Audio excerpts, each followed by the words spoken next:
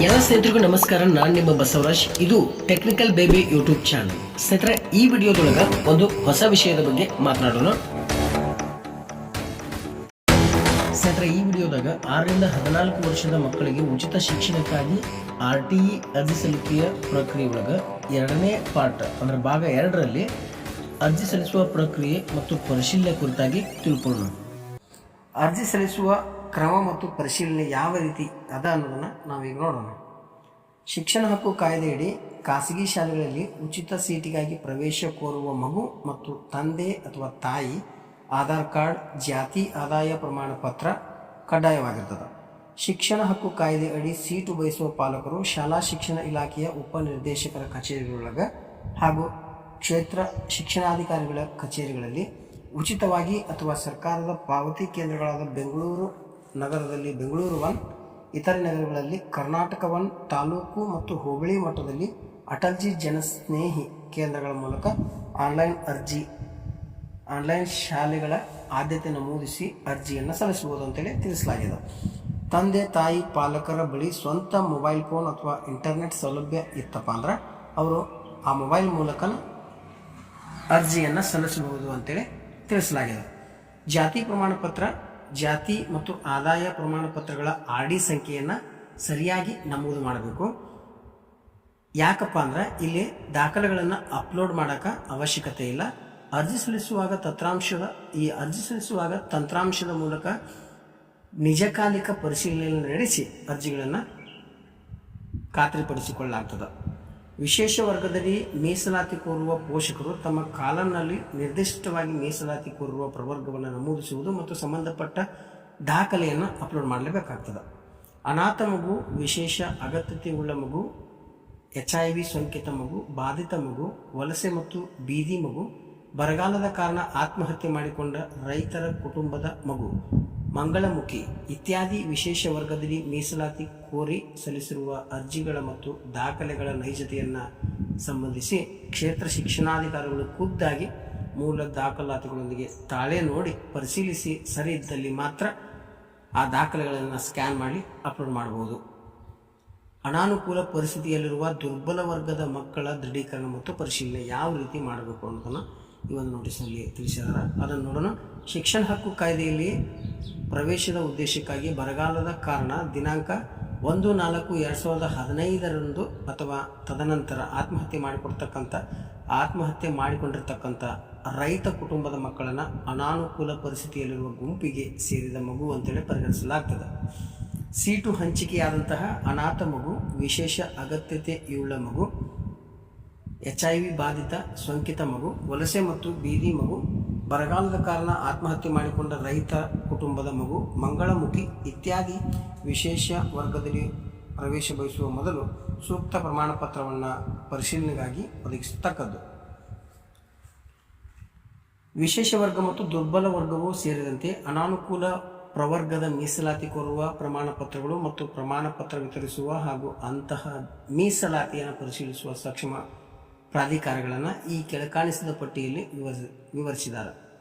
ಇಲ್ಲಿ ಯಾವ ದಾಖಲೆಯನ್ನು ಯಾವ ಪ್ರಾಧಿಕಾರದಿಂದ ಪಡ್ಕೊಳ್ಬಹುದು, ಅದನ್ನು ತಾವು ಹೇಗೆ ಕಾಗದ ಪತ್ರವನ್ನು ರೆಡಿ ಮಾಡಬೇಕು ಅನ್ನೋ ಒಂದು ಅಂಶಗಳನ್ನು ತಿಳಿಸಿದ್ದಾರೆ. ಪ್ರವರ್ಗ ಒದಗಿಸಬೇಕಾದ ಪೂರಕ ದಾಖಲೆ ಏನು, ದಾಖಲೆ ನೀಡುವ ಸಕ್ಷಮ ಪ್ರಾಧಿಕಾರ ಯಾವುದು, ಪರಿಶೀಲನೆ ಮಾಡತಕ್ಕಂಥವ್ರು ಯಾರು. ಅನಾಥ ಮಗು ಅಂತೇಳಿ ಒಂದು ನೀವೇನಾದರೂ ಕಾಗದಪತ್ರವನ್ನು ಪ್ರಮಾಣ ಪತ್ರವನ್ನು ಒದಗಿಸಬೇಕಪ್ಪ ಅಂದ್ರೆ ಶಿಕ್ಷಣ ಇಲಾಖೆ ಒದಗಿಸಿರುವ ನಮೂನೆಯಲ್ಲಿ ದೃಢೀಕರಣವನ್ನು ಒದಗಿಸಬೇಕು. ದಾಖಲೆ ನೀಡುವ ಸಕ್ಷಮ ಪ್ರಾಧಿಕಾರ ಯಾವುದಪ್ಪ ಅಂದ್ರೆ CDPO ಅಥವಾ ಶಿಕ್ಷಣ ಅಧಿಕಾರಿಗಳು, ಕ್ಷೇತ್ರ ಶಿಕ್ಷಣ ಅಧಿಕಾರಿಗಳು ಈ ಒಂದು ಅನಾಥ ಮಗುವಿನ ಪ್ರಮಾಣ ಪತ್ರವನ್ನು ತಮಗೆ ನೀಡ್ತಾರೆ. HIV ಸೋಂಕಿತ ಅಥವಾ ಬಾಧಿತ ಮಗು, ಈ ಹಸಿರು ಪುಸ್ತಕೆ ಅಂತೇಳಿ ಏನು ಹೇಳ್ತಾರೆ, ಈ ಒಂದು ಪೂರಕ ದಾಖಲೆಯನ್ನು ನೀಡಬೇಕು. ಈ ದಾಖಲೆಯನ್ನು ಸಮಗ್ರ ಆಪ್ತ ಸಮಾಲೋಚನೆ ಅಥವಾ ಪರೀಕ್ಷಾ ಕೇಂದ್ರಗಳ ಪ್ರಮಾಣ ಪತ್ರಗಳ ಆಧಾರ ಜಿಲ್ಲಾ ಮಟ್ಟದ ಸರ್ಜನ್ ಅಥವಾ ಜಿಲ್ಲಾಧಿಕಾರಿಗಳು ಈ ಒಂದು ಪ್ರಮಾಣ ಪತ್ರವನ್ನು ನೀಡ್ತಾರೆ.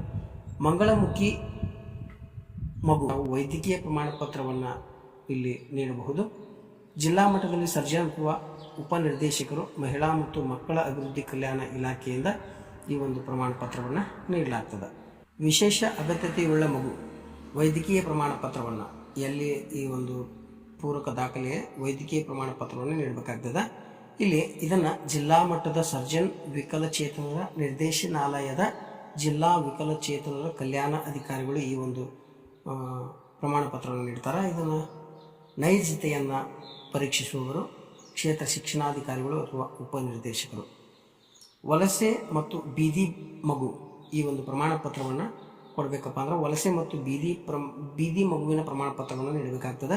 ಇದನ್ನು CDPO ಅಥವಾ BEO ಅಥವಾ ಕಾರ್ಮಿಕ ನಿರೀಕ್ಷಕರು ಈ ಒಂದು ಪ್ರಮಾಣ ಪತ್ರವನ್ನು ನೀಡ್ತಾರೆ ಸ್ನೇಹಿತರೆ. ದಿನಾಂಕ 1/4/2015 ನಂತರ ಬರಗಾಲದ ಕಾರಣ ಆತ್ಮಹತ್ಯೆ ಮಾಡಿಕೊಂಡ ರೈತರ ಮಕ್ಕಳು ಪ್ರಮಾಣ ಪತ್ರವನ್ನು ತಾವು ರೈತ ಆತ್ಮಹತ್ಯೆ ಪರಿಹಾರ ಸಮಿತಿ ನೀಡತಕ್ಕಂಥ ಒಂದು ಪ್ರಮಾಣ ಪತ್ರವನ್ನು ನೀಡಬೇಕಾಗ್ತದೆ. ಇದನ್ನು ಉಪವಿಭಾಗಾಧಿಕಾರಿಗಳು ಮತ್ತು ಸಹಾಯಕ ಕೃಷಿ ನಿರ್ದೇಶಕರು ಇದನ್ನು ನೀಡ್ತಾರೆ. ಇದನ್ನು ಪರಿಶೀಲನೆ ಮಾಡ್ತಕ್ಕಂಥವ್ರು ಕೃಷಿ ಕ್ಷೇತ್ರ ಶಿಕ್ಷಣಾಧಿಕಾರಿಗಳು ಅಥವಾ ಉಪನಿರ್ದೇಶಕರು ಈ ಒಂದು ವೆರಿಫಿಕೇಷನನ್ನು ಮಾಡ್ತಾರೆ ಸ್ನೇಹಿತರೆ. ಪರಿಶಿಷ್ಟ ಜಾತಿಗೆ ಸಂಬಂಧಪಟ್ಟಂತಹ ಜಾತಿ ಪ್ರಮಾಣ ಪತ್ರವನ್ನು ನೀಡಬೇಕು, ತಹಶೀಲ್ದಾರರಿಂದ ಪಡೆದಿರಬೇಕು. ಅದನ್ನು ನಿರ್ದೇಶಕರು ಅಟಲ್ಜಿ ಜನಸ್ನೇಹಿ ಕೇಂದ್ರದಿಂದ ಆ ಒಂದು ಪರಿಶೀಲನೆ ನಡೀತದೆ. ಪರಿಶಿಷ್ಟ ಪಂಗಡ ಇದು ಒಂದು ಜಾತಿ ಪ್ರಮಾಣ ಪತ್ರವನ್ನು ನೀಡಬೇಕಾಗ್ತದೆ, ತಹಶೀಲ್ದಾರನ್ನು ಕೊಟ್ಟಿರ್ತಾರೆ. ಅಟಲ್ಜಿ ಜನಸ್ನೇಹಿ ಕೇಂದ್ರದಿಂದ ಈ ಒಂದು ವೆರಿಫಿಕೇಷನ್ ಸಂಪೂರ್ಣ ಆಗ್ತದೆ. ಪ್ರವರ್ಗ 1 2A 2B 3A 3B ಜಾತಿ ಮತ್ತು ಆದಾಯ ಪ್ರಮಾಣ ಪತ್ರವನ್ನು ನೀಡಬೇಕು, ತಹಶೀಲ್ದಾರರಿಂದ ಪಡೆದಿರತಕ್ಕಂಥದ್ದು.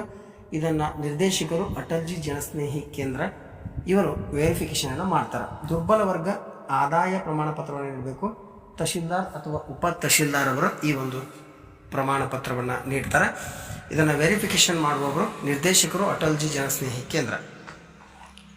ಇದರೊಳಗೆ ಕ್ರಮ ಸಂಖ್ಯೆ 6ರಿಂದ 9ರವರೆಗಿನ ಅರ್ಜಿದಾರರು ಅರ್ಜಿ ಸಲ್ಲಿಸುವಾಗ ಪ್ರಮಾಣ ಪತ್ರಗಳ ನೈಜತೆ ಮತ್ತು ವಿವರಗಳ ದೃಢೀಕರಣಕ್ಕಾಗಿ ಅಟಲ್ಜಿ ಜನಸ್ನೇಹಿ ಕೇಂದ್ರ ವಿತರಿಸಿರುವ ಪ್ರಮಾಣ ಪತ್ರದ ಸರಿಯಾದ RD ಸಂಖ್ಯೆಯನ್ನು ನಮೂದು ಮಾಡಬೇಕು. ತಂತ್ರಾಂಶದ ಮೂಲಕ ಅಟಲ್ಜಿ ಜನಸ್ನೇಹಿ ಕೇಂದ್ರದೊಂದಿಗೆ ನಡೆಸುವ ಪರಿಶೀಲನೆ ನಿಜಕಾಲಿಕವಾಗಿರುತ್ತದೆ. ವಾಸಸ್ಥಳ ದೃಢೀಕರಣ, ಆಯ್ಕೆ ವಿಧಾನ ಮುಂತಾದ ಪ್ರಕ್ರಿಯೆಗಳನ್ನು ಉಲ್ಲೇಖ 6ರ ಆದೇಶದಂತೆ ಕ್ರಮವಹಿಸಲಾಗುತ್ತದೆ. ಅನುದಾನಿತ ಪ್ರಾಥಮಿಕ ಶಾಲೆಗಳೊಳಗೆ 1ರಿಂದ 8ನೇ ತರಗತಿಯ ಕಾಯ್ದೆಯ ಸೆಕ್ಷನ್ 12(1)B ಪ್ರಕಾರ ಸದರಿ ಶಾಲೆ ಸರ್ಕಾರದಿಂದ ಪಡೆಯುವ ಅನುದಾನದ ಅನುಪಾತಕ್ಕೆ ಅನುಗುಣವಾಗಿ ಉಚಿತ ಸೀಟುಗಳ ಶೇಕಡಾ ಪ್ರಮಾಣವನ್ನು ನಿರ್ಧಾರವಾಗ್ತದೆ.